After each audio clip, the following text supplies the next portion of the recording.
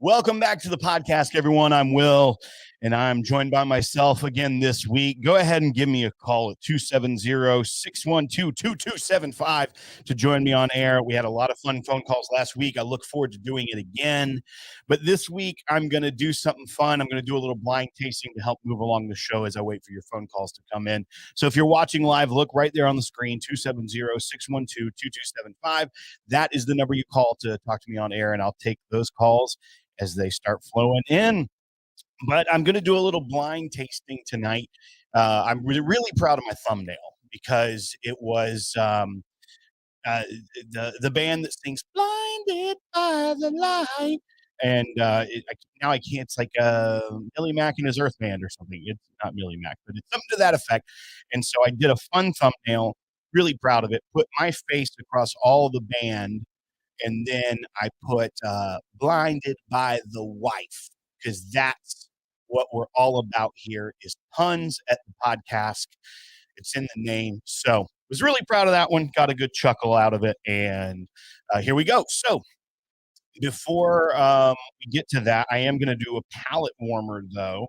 And I thought I would warm up the old palate with the Jack Daniel's twice barreled special release American single malt. And I wanted to do it live so I could talk about it live and it not be edited, because I got a little bit of pushback. Quite a few people were like, man, your words said you liked it, but your face said otherwise. And I actually really did like it. And I think maybe it was just like, when I'm doing a video by myself, I'm not necessarily in my element as much as Grease is, because, he's like the video king. And so I think it might have been a combination of me trying to do something a little new with like another camera angle, which of course I messed up. That's why I had to do it in black and white. The color was way off. I'll just go ahead and tell you that. But I decided to do that video and try to get it out as quickly as possible to get some views on it. People get a little bit of a review before it goes public, before you see it in your local bottle shop. So putting that out there, and I think it was part of the stress of running that video myself. It had been a long week at the office, like all those things that I think I was just maybe tired, or I was excited to get the video out, but I think it was all that stuff was playing in my head that on my face, it looked as though I was not enjoying the whiskey when I indeed was. So I think we're always and have been fair and honest here. A lot of times, if we don't like something or aren't going to like it, we just won't review it. We do put things out. We do show things that we don't like from time to time. So it's not like we just completely are only going to give glowing reviews. But that one for sure, I really did like and wanted to be honest about it. So I'll use it as a palate warmer, like I said on the video. 105.7 proof, and that is actually under the amount of proof that is on the press release. It says like 106.1 to 107.8 is like the proof range these are going to come in. It is a American single malt, twice barreled, so it's first in American white oak and then in Oloroso sherry cask. So I thought I'd give it another shot while I'm on live, and I'll try to look peppier as I say I like it, and maybe you'll believe me this time. But I did get called out by one person. I mean, you're free to think whatever you want. But that said, like, I feel like you're only saying that because you don't want to make Jack Daniels mad and then they won't send you samples anymore. Well, one, I don't think we would ever do a review unless it's like Derringer, where it's completely silly with the pistol and everything. Breeze and I aren't like haters on people. Like, if you're putting out a product, we're pretty honest that, man, someone would probably like this, but it may not be for everyone. It may not be our cup of tea, but we're not just nasty. And so I think that any review I would put out, even if it is negative about the whiskey, if I don't like it, I don't feel like I'm going to upset a brand, especially a brand as big as Jack Daniels, because at the end of the day, they don't need us. They're sending us a media sample, and Breeze and I actually don't get a ton of media samples because we don't reach out in that way. A lot of people do. A lot of people, that's their game. They want as many media samples as possible. But because that's not really our game, it couldn't care less really at the end of the day. If Jack Daniels never sent us another media sample, it wouldn't really bother me because we're mostly reviewing whiskey that we purchase ourselves anyway. So it's our money that's being spent on it. And we review it and say whatever we want. And I don't think that we are going to upset anyone with a review if we don't like the whiskey, because we're not just going to be nasty about it. So that's all I'll say about that. But yeah, once again, if you're just joining, I'm doing a call-in show again. Numbers at the bottom of the screen. I'm not going to repeat it 1,000 times, but you can look at it there, call in, and talk to me on air. Ask me questions about just about anything, and I'll answer it. But I'm going to warm up the palate with this Jack Daniel's Twice Barreled Special Release, which is this year's release. And I said I liked it in the video. If you haven't seen it, go ahead and watch the video. It's on the channel. Doing fair. I think it's probably my face that's turning most people off to it. But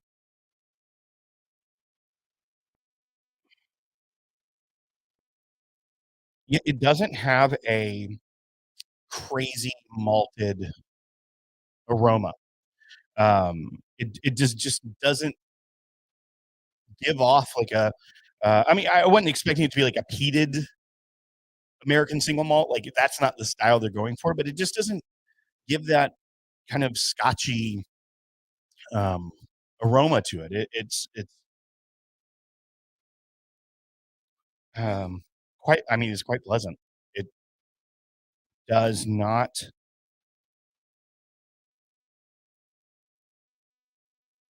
It's really hard for me to put my finger on. I get the brightness and the sweetness of the Oloroso sherry, that a little bit of that like almost vinegar kind of aroma, like a sweet vinegar, like a red wine vinegar kind of aroma.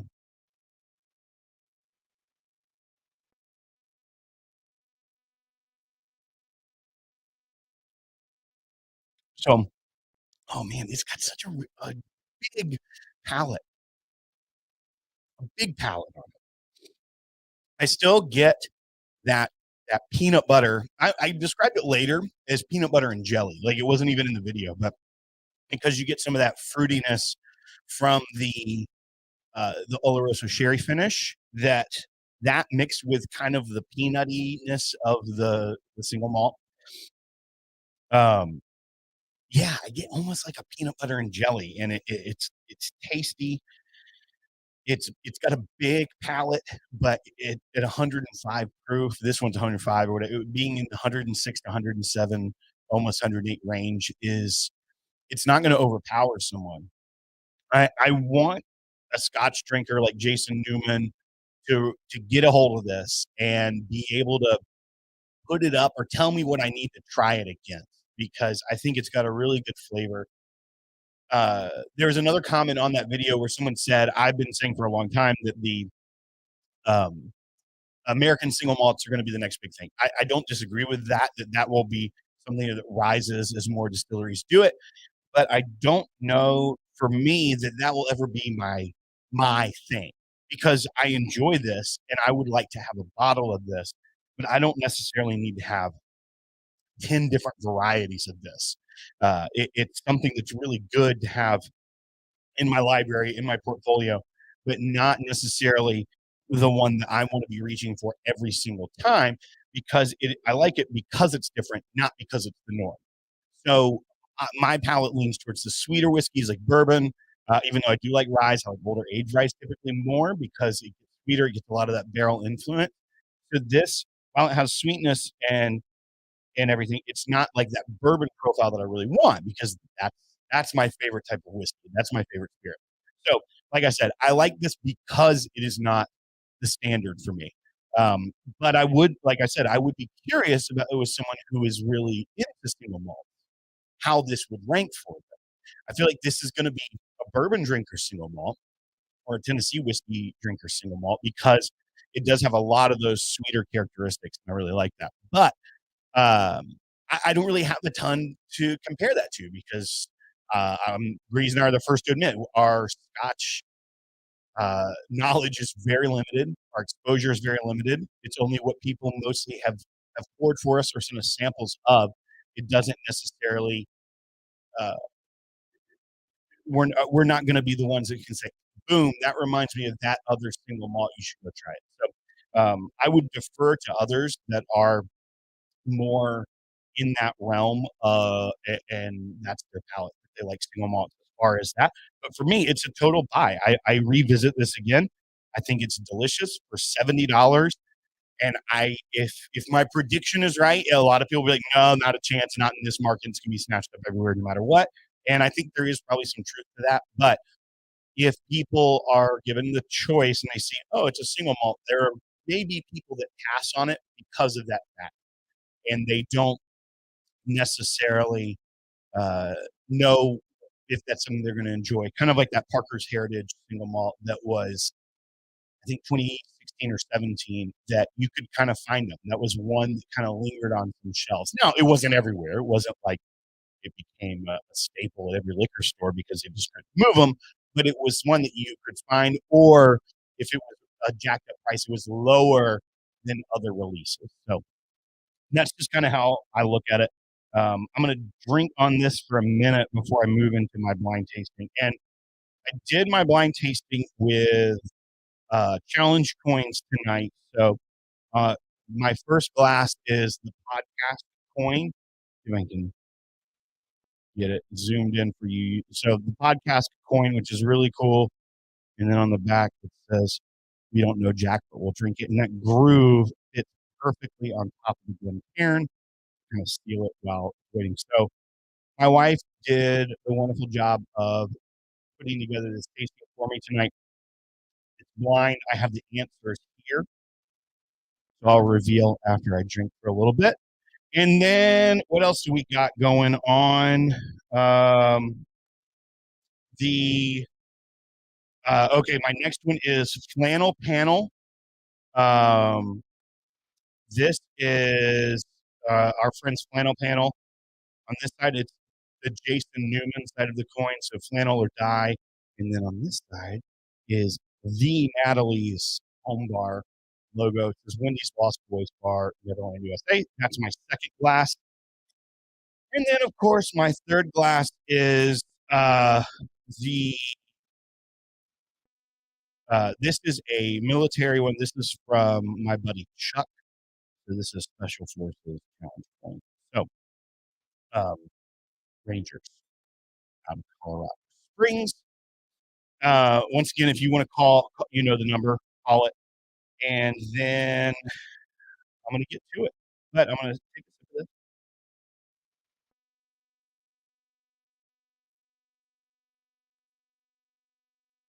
It's really good. It's a really good whiskey. They know what they're doing. They're doing some really good stuff over there. All right. Now that I've had single malt, it's going to completely ruin my palate, I'm sure, for the blind tasting. But I'm going to go ahead and get into that. Once again, give us a call, folks. I see you. I see y'all are watching. Y'all can call. Y'all know the number 270-612-2275. When it calls, it'll be an automated thing first, and you give like your name and your message, and it'll transcribe it, or at least attempt to, and then I can know kind of where I'm going. So go ahead and call in 270-612-2275. Robert's J, if you want to order some podcast merch, you can go to thepodcast.com/store. I believe that. You got a computer. Podcast.com/store is indeed the appropriate link. We got some glasses, we got t-shirts. I don't oh, yeah, yeah, the challenge coin is up there. That's one. It's, still there. So it's $15 for 1, 2 for 25, 4 for 45. So you save money if you get more, and it's actually a functional one because it has that little ridge that you can go ahead and, uh, place on top of the Glencairn, and I think it's pretty cool. I like it. Let's see here. Do, do, do, do, do. My mic keeps breaking up, someone said. If I pull it down, how is that? Is that a little better? May have been peaking. So, uh, let's go to Class A right here. The podcast logo.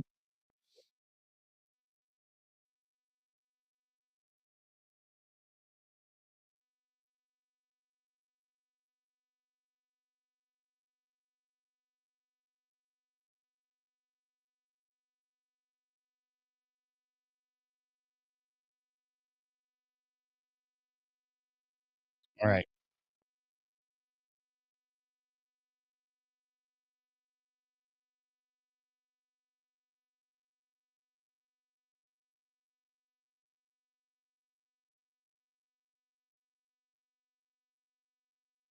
I'm really diving in.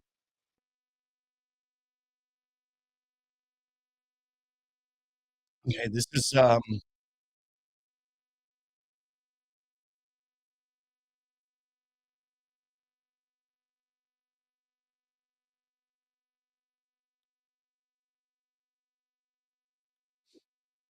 that's interesting.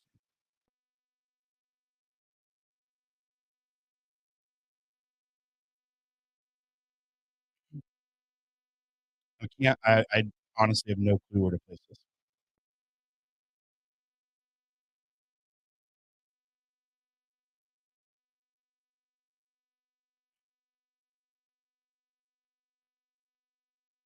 Nose has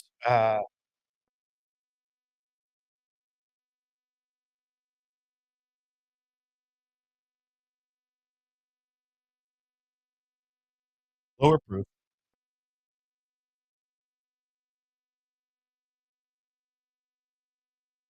It's not.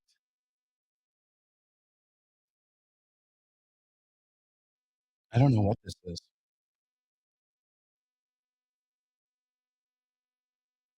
Lower proof. I have no idea where to put that. It almost tastes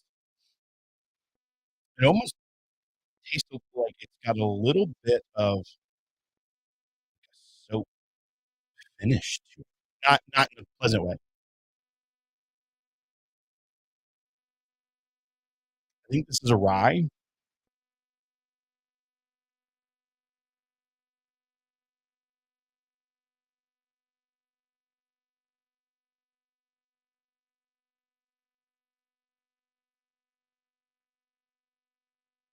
All right, I'm gonna come back to that. I think that's a rye.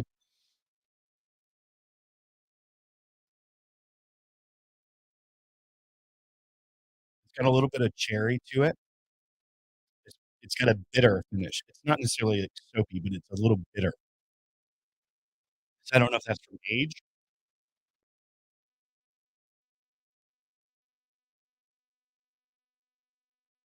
but it's a little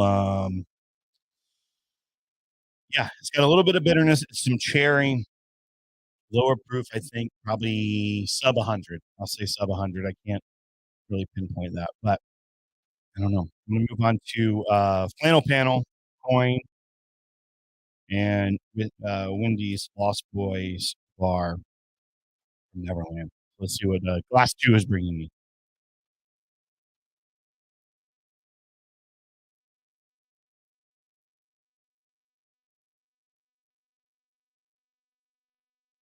Okay. This is a little bit more my jam.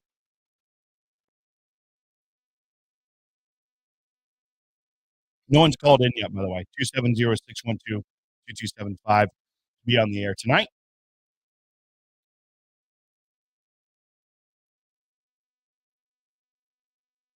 All right, this one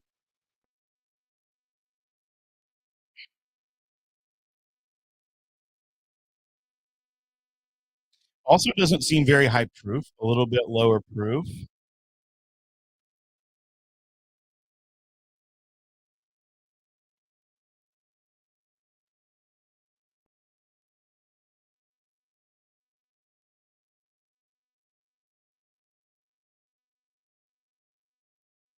I like this one more than the first one for sure.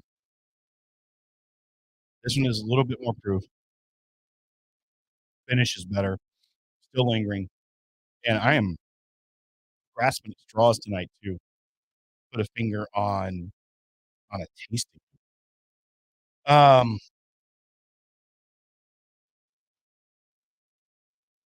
little bit more.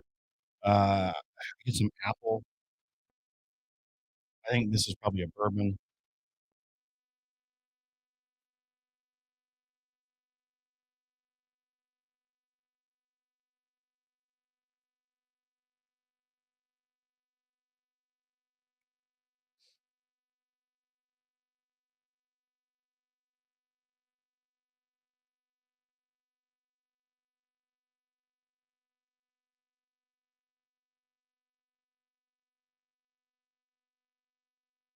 There's a little bit of I know. Man, maybe a Heaven Hill product, but I don't think it's like I don't know if I have a ton of Heaven Hill just laying around. Um, and it's not like an Elijah Craig Barrel Proof. It's not that hot. Interesting. How bizarre. All right, moving on to glass three. I'm doing terrible tonight, by the way. I haven't done a blind tasting in a long time, except for the barn night, and that was just ranking which ones I like the best. So yeah, somebody's got to call though, because that's kind of the point of the phone. But not. Oh well. Okay, this is significantly different.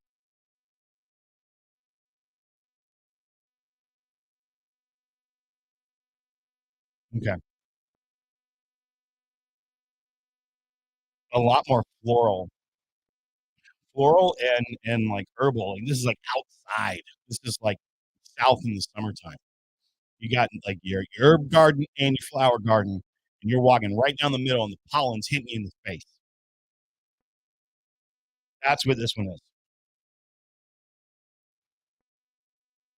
Southern summer.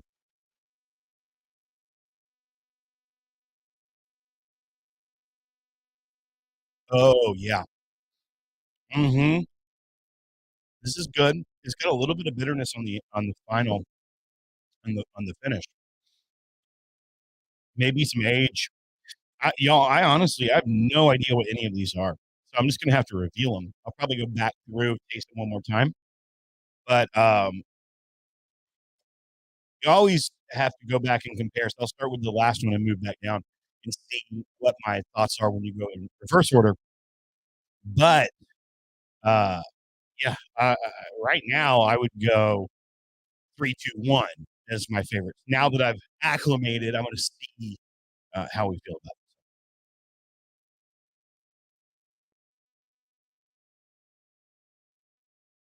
Three is really good.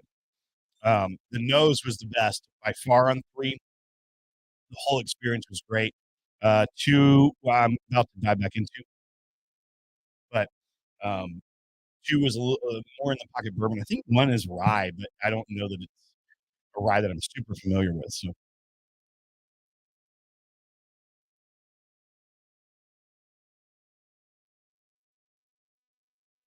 right, back to two.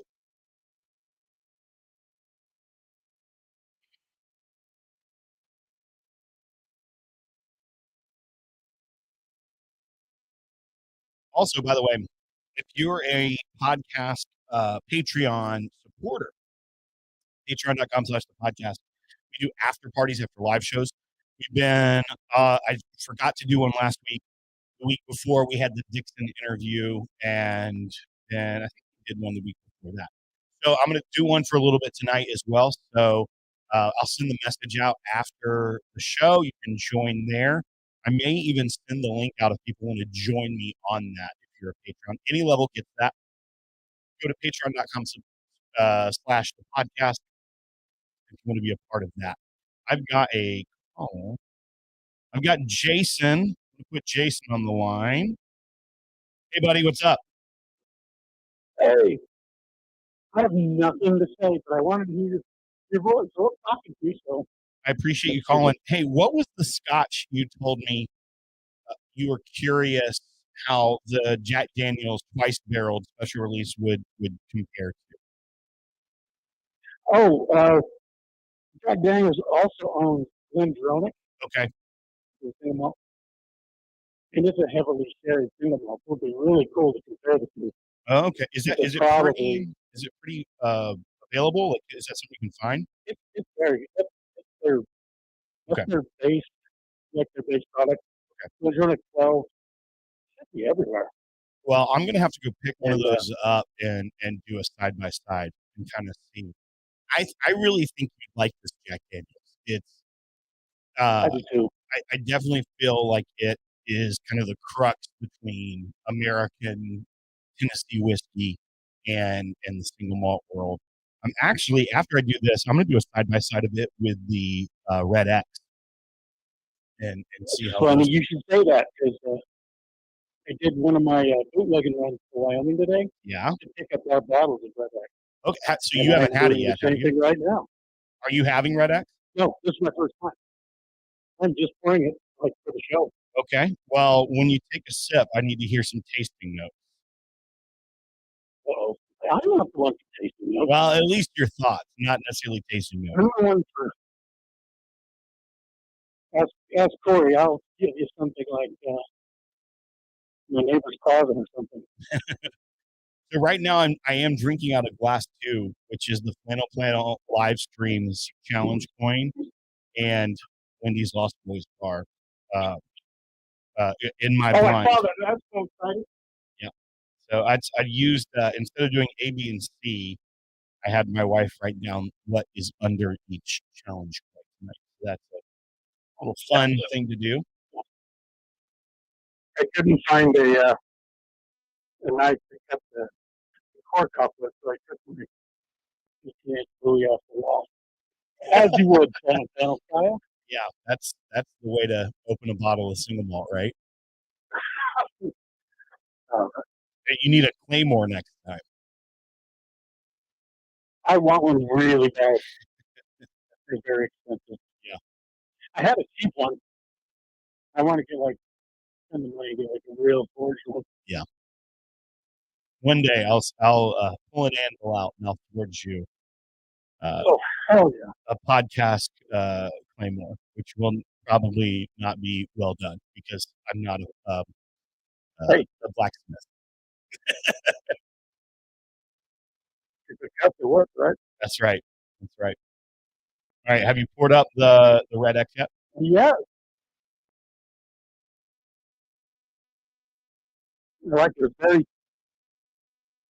lot sweeter than like a scotch. Yeah, for sure. You get a lot of sweetness right up front. I think a lot of that has to do with the heartwoods that are put into it. So they put extra heartwoods, like finishing staves, kind of similar to like Maker's Mark would do with the 46 or the single barrel selects that they do. So I think that's where a lot of the sweetness and the extra flavor comes from. This may sound it sounds weird. It's one of mine. It smells like a chocolate malt. Okay. Like the old school, like soda fountain malt days. Yeah. Like cherry. Okay. Yeah, I understand what you're saying. It's really malty, but it's not like. I'm sorry. No, I completely understand what you're saying with that. I don't disagree with that. That's a very your descriptors are always so tangible. Like when you throw out something like this is what it reminds me of. It's like, yeah, you're right. Like I'll never forget the grandmom's purse tasting note that you that's like one of my favorites of all time. It was at Whiskey Weekend Batch 3 in the VIP tasting, and yeah, it was a rye. I think it may have been Kentucky Owl Yeah, Batch it was 4. actually it was the what it was. Maybe it was have it here. That's cool. I mean, it was left over, so I took it home. Oh, yeah. I'm pretty sure that's what it was. It was Batch 4 Kentucky Owl Rye. Yeah, it was the back for yeah. And it was just So because of yeah, so almost the double mint gum aroma is what it reminded you yeah, of, and which then mixed with leather with a little bit of dustiness, that spearmint sweetness, all of that. It's just I'm an experience for pacer. I love it. That's One time we did a one of the art when we were doing our barn night, and I can't remember what the skill was, but I got my grandpa's workshop. yeah, Like the cherry transmission fluid and the dust and all that. I love that. It's all like grandpa's shop. And like I loved it. I actually voted it first. That's awesome. Like how can you sell transmission fluid and love it? Well, I mean, I think that's part of it is that we love the experience, we love the memories and the the ritual that goes along with whiskey. And so Absolutely. sometimes it may not be the best thing you ever tasted, but the memories it's evoking for you, or whatever it's calling up, conjuring in a way, Oh, like is so much better than just the taste itself. I think um, the strongest one I've ever had. And it tastes like evoke your memory is being a Scotch guy as well. Lagavulin 16, the first time I tried it. Lagavulin 16 smells and tastes exactly like a GT medium Kansas Army can. sometimes. Sorghum takes you right back to being in the middle of the desert, living in a tent with my buddies. Instantly. There you go. If anybody takes Lagavulin, you'd like to understand it. But And yeah, that's not necessarily that something you oil ever thought canvas. not something you ever thought you'd, want to drink, but when it takes you back Exactly, there. yeah. You hear oil canvas, you don't want to put a Dutch case. Right. Um, Yeah, I love that club memory. Jason, I wanna thank you also because we just had Veterans Day, but thank you for your service. It's, Absolutely. we Thank get to you. do fun things like this and, and drink good whiskey and live in freedom because of the service that you and so many others have done. And so you brought that up and as a tasting note, um, but I'm honored to know Wasn't you pandering, I swear. and and honored to know you and didn't want to miss an opportunity to throw that out there since we weren't live on Friday. Uh, but now that live here, I wanted to say Happy Veterans Day. Um, Thank you. I think I'm gonna rank my uh, drinks here, and then maybe do a side by side and see where we go. But Jason, thanks for calling, buddy. Absolutely. Thank you, man. All right, so I think I know what Glass A is. So I went back through, and Glass A, I do think it's 90. I think Glass A is not rhetoric. I think it is Barterhouse. I have a bottle of Barterhouse open. I think it's got, but there's not a ton left in it. I think maybe it's lost a little bit of its luster of the airtime it's got, and I think that may be what that is. And it, I think some of the bitterness is the tannins that are much more prevalent now that it's been open, and maybe some of the sweetness has gone away. So I think one is Barterhouse. I think it's an orphan barrel product, uh, and I could be wrong. It could be something else completely, but I think it's got the age. I think the bitterness is what I was keying in on. And as the first pour of the flight, it definitely was an overpowering bitterness compared to the rest. The second one, I don't know what it is, but I think it could be a Knob Creek. I think it could be. It doesn't taste 120, but I think it could be a Knob Creek. Maybe the Magic Gallon batch. I get a little bit of nuttiness on the end. Sometimes I mistake Knob Creek products and Jim Beam products, the specifically Knob because they get some earthiness. Knob Creek definitely has more peanut to it, but earthiness, nuttiness, both I get from those products. I could be wrong on that one because I don't think it's that high of fruit, but I'm going to guess Magic Gallon batch. Um, it's a 120 proof Knob Creek, 9 years old, and it had a lot more fruit on it than just the nuttiness. So, and then the third one, I have no idea, but it's really good. I have no idea what that is. Not a clue. So I'm going to reveal. I think just from the experience, three is my favorite. Two and one, I went back both ways to figure out which one was my favorite, and that's it. Yeah. So I'm going to open them up, let you know what I think. And okay, interesting, very interesting. Um, the first one was very low proof, and it was Wild Turkey Masters Keep, the 17 year. That's 86.8 proof. That one's been open a while. Um, I had something 105 proof as a palate warmer, which was probably too much. I shouldn't have done that. But thinking that I wouldn't have something for it that was 86 proof. The coming back through, it definitely was a lot better. But the first initial thing, I was like, it's just bitter. It's just flavorless and bitter. Now, this is a cast strength, the 17-year-old Wild Turkey Master Keep. This was from 5 or 6 years, maybe, yeah, probably close to 6 years ago. This was the Master Keep. It is delicious. I very much enjoy this one, but it is one of those that you almost have to be prepared for what you're about to drink because it is so tannic, it is so bitter. That was a little bit off-putting. There does have a dusty note to it, and with 86.8 proof, it was easily overpowered by what I'd already drank. So that makes sense. Um, in the lineup, definitely was my least favorite. Second one is, and this is what I have to, yeah, I have to check.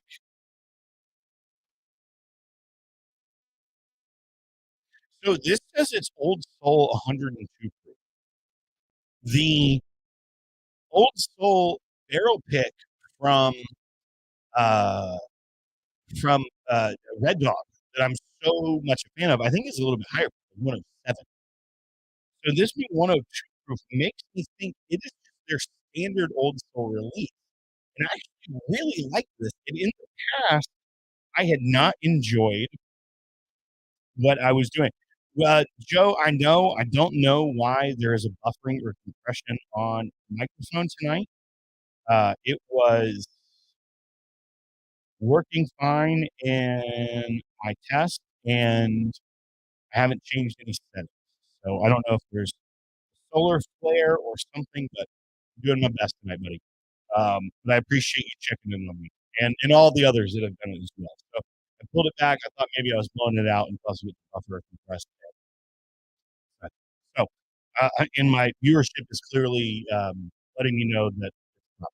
So appreciate you guys though for sticking in there with me. Also, I'm gonna check and see. Well,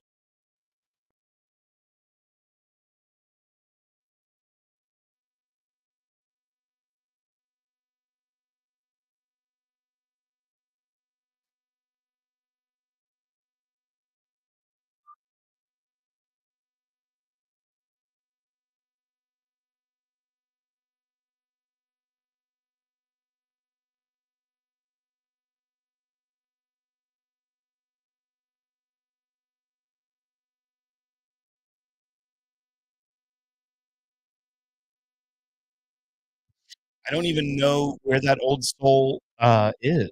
So probably not the one I was. I could have sworn it was right out of there. So who's to say? I'll find out and let you know. But I think it's just a standard release, which was pretty interesting that it ranked so well. And I thought that was really good. And then the third is really funny. It's Baker's 107. It's the 7-year-old. before they changed the label, but there's a little bit of an older bottle.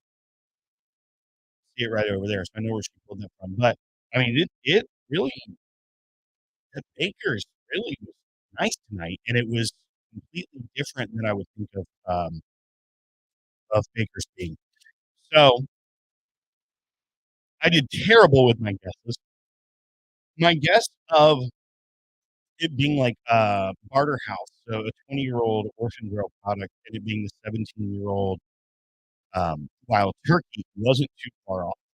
My guess was the one that was Old Soul. It was terrible, and that's it. I have no more calling you. So I'm gonna go ahead and wrap this up for the evening. Oh, so here's a question from Sam. Sam T. Will, what do you think the best single barrel pick is that the podcast Oak and Thief has selected? I have three, and they're all really good. First of all, I will give you two answers. Sam T, I want you to tell me which three you have. Uh, so I'd be curious of that, and I'll tell you my favorite of those three, but I'll also tell you my favorite overall. So overall, we have done um, quite a few thus far. We've done two new, two um, uh, from Starlight. We have done. We had the three from Starlight actually, the original Starlight and the Four Roses. So six. We have done Hogback. We've done 1792. We have done. We have the Penelope blend that's out, and I think there's one or two others that are up there. So you have the Nulu, the Hogback, and the 1792. Do you have this Nulu bourbon or the Nulu rye? Um, I think my favorite thus far is the double barreled bourbon. Um, double barrel bourbon was fantastic from Starlight. That is one of my favorite picks that we've done so far. And the cigarette blend from Nulu is probably my favorite. Those two both had some tobacco, some leather, some really earthy notes, and the sweetness that I like from bourbon. So I think those two are my vying for top place, and I'd probably give the edge to the Nulu. And then, so of yours, you have it is the Nulu single barrel bourbon. So from those three, and probably overall, that Nulu single barrel bourbon is probably my favorite. I also really like the uniqueness of the hogback. It is just something completely out there and different that people have not had. And honestly, the three you have are probably one, two, three ranked for me. The Starlights are incredible as well. There's a Starlight VDN, I think, that's actually available right now as well. That was like mind blowing when we had it. So CMT also says, I agree. Have the cigarette blend. It's super unique with some smoky and sweet notes. Got it right there behind me. You can see the green label right there. I'm gonna probably have a pour of that for the after party, which anyone can join if they are a part of our Patreon, patreon.com/the podcast. I'm not going to do a review tonight. Oh, Bob Little called. Bob's on. This will wrap me up for tonight. What's up, Bob? Hey, Bill. It's Hey, buddy. Marv here. What's going on, buddy? I'm just reminiscing with the sugar on my grits tonight because I'm a hero. Oh, yeah. What are you doing? Uh-huh. Well, we had a little circuit breaker issue. I got it all fixed up. You know, As you do. yeah, it was Real nice to be a man of the hero. house. So, Katie said I could be a hero tonight because apparently everybody was all on me last night about putting shrimp. That's pretty good too. But apparently sugar on grits is evil.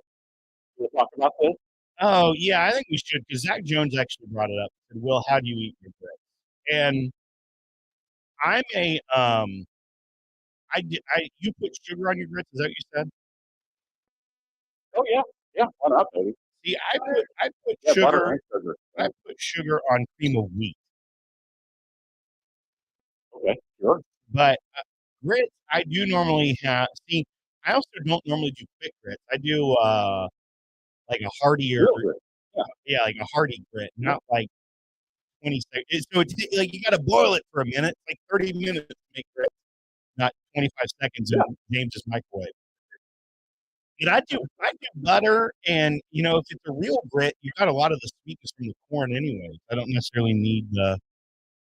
to add sugar. But I would never literally do a 30 bomb worth of pepper on it like James does. Yeah, a lot of pepper.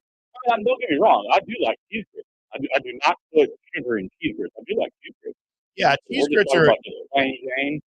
I'm more You of a know, savory dude myself, so I do tend to do like cheese and some butter and some salt and a little bit of pepper, not that much pepper. But I'm not gonna hate on your northern tendencies with your sugar and your grits. and then I love dripping grits, man. You ever made dripping grits at home? Oh yeah, 100%. Love a good. Yeah, yeah, man. You get the old school grits that you put in the slow cooker and cook it for like 8 hours overnight with cream and Yeah. all that other kind of stuff. And I Oh think I yeah. usually put like uh, onion and bell pepper and all that other kind of stuff in there. That's the way to do it. Well, and James would probably say it's bougie, but I'll soak my grits overnight before cooking. Like beans? Yeah, yeah, like beans. I Put it in can. a bowl and soak it overnight, and then also sometimes there's like the harder kernels. They'll kind of you can skim them off, get them out of there, and then yeah, they cook. Yeah, They okay. I cook will quicker. never know. They cook quicker, but it also takes an extra day. So then maybe they cook. But if I'm making, if Pre-planning. I don't know. Like that's it's like like a whiteboard with a menu up there. What kind of grits tomorrow, kid? yeah, well, Excuse me, if I'm mom. making shrimp and grits, that's what I do. Not for like breakfast. If it's going to be a meal, Oh, okay. Mm.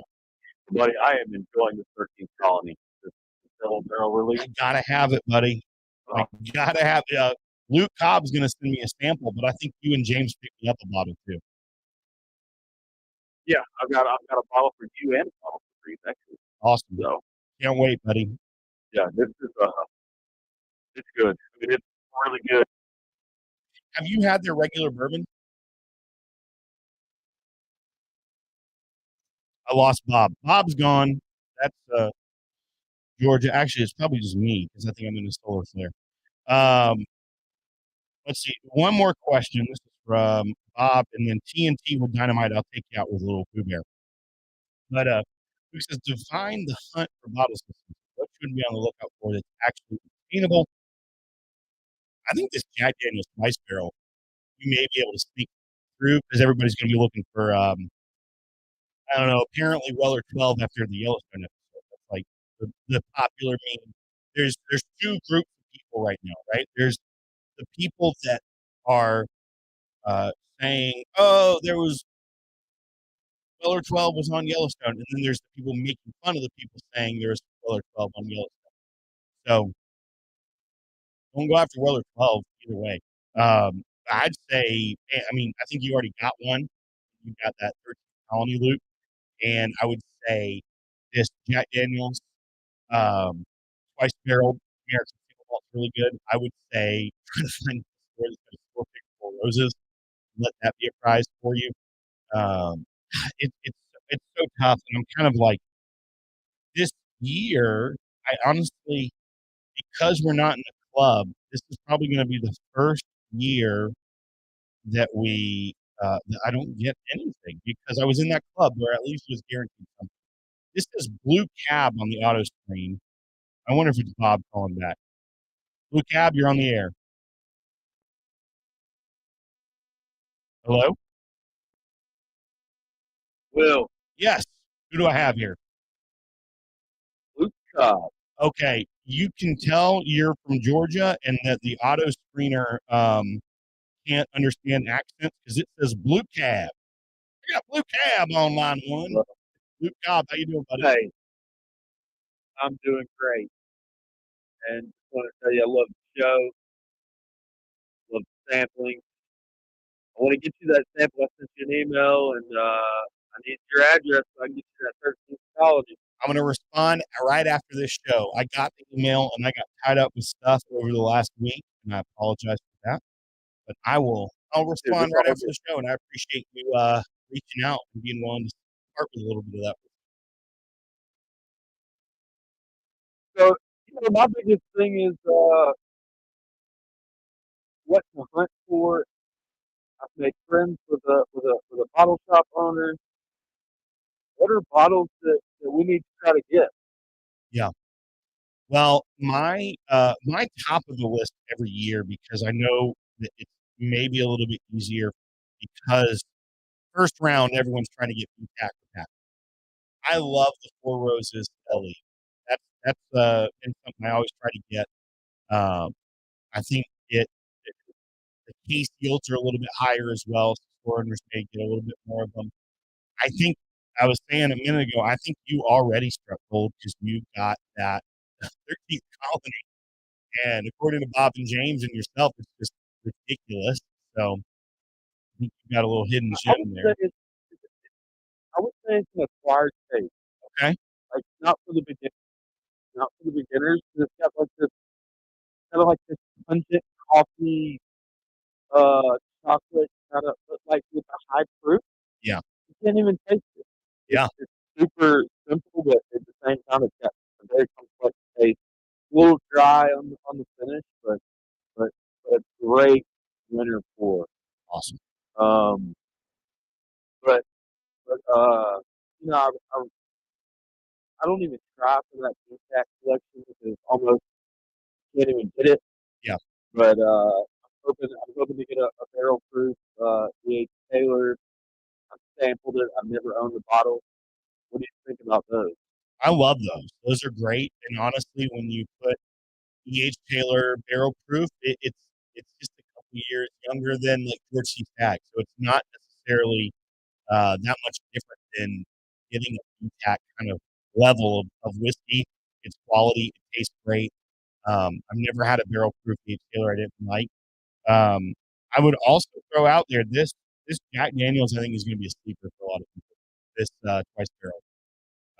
It's I think a lot of people are going to be turned off because it says single malt, but it doesn't taste like a Scotch. It tastes like a American whiskey with the sweetness and the um, all the notes a bourbon drinker would be looking for. So I think that it's one that there's probably a decent case yield on it as well, because Jack Daniels has a lot of volume. So I think that's one to look out for. Is is there still a banana note on it? No, not at all. Not at all. Okay. Well, Will, super appreciate you taking the time to talk. Yeah, Hope man. you have a great rest of the show. Thanks for calling. I'm going to get off here. I'm going to go do an after show for some patrons real quick. But thanks for calling, buddy, and I'll send you that email right after the show. All right, folks. I'm going to end the show with a very special day. I'm going to be whiskey to them. So if you're here, like to support the podcast, go ahead and go to patreon.com/the podcast. And you can be a part of the after party nearly every show. Sometimes we forget, sometimes we're not live. You gotta check it out at patreon.com/podcast. And also, if you want to learn about our barrel program, go on over to openthieves.com. That's right, it's openthieves.com. All spelled out in no spaces, because that's not how web addresses work. Check it out, openthieves.com. Thank you so much, everyone, for your attention this evening, especially with my internet connectivity issues. I appreciate you, and go out there, happy hunting, and find yourself a honey hole. We don't know Jack, but we'll drink it. Goodbye.